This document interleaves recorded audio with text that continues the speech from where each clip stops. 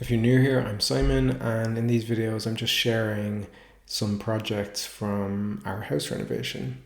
So in the last video I kind of gave you a bit of a walkthrough of the design of these floating shelves that I designed and built in our alcove of our dining room.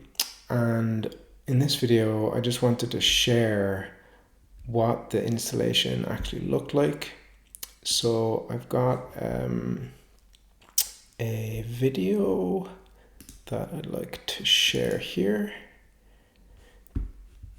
This one shows, this one shows me kind of fitting the shelves in, making sure that they fit properly. I had to do some sanding to figure that out, but then this video shows me actually starting to glue them into place.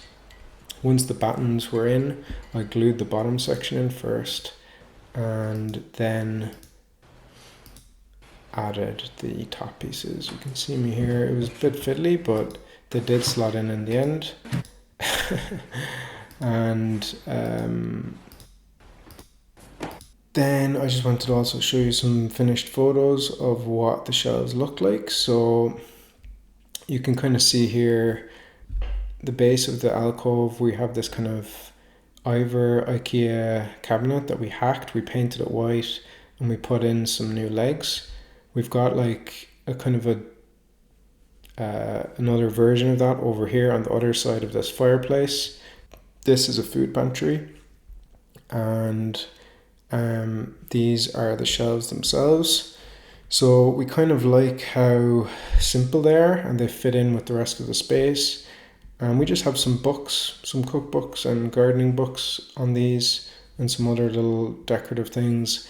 And what was important though in terms of the function, because we knew we wanted to put books on them, they do have to be pretty chunky. I can't remember how thick we made them. Yeah, so it's 3 layers of MDF, 18mm MDF, making 54mm. That's what it ended up being. And yeah, I think we were pretty happy with how it came out. It kind of contrasts nicely with the kind of decorative molding that you have. That kind of gives a nice juxtaposition between old and new.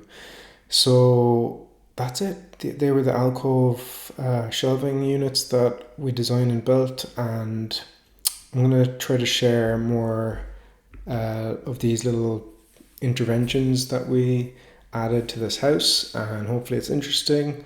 Let me know if you have any comments or questions, and see you in the next video.